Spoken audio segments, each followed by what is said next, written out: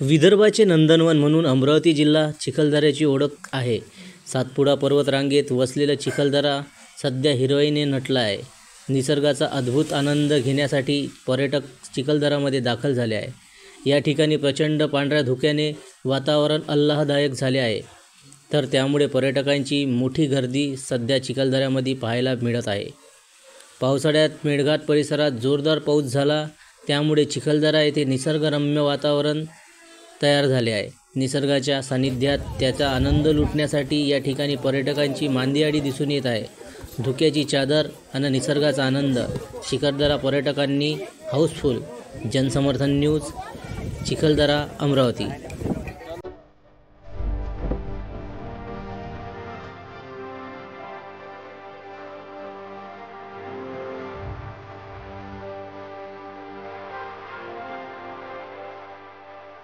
Thank you.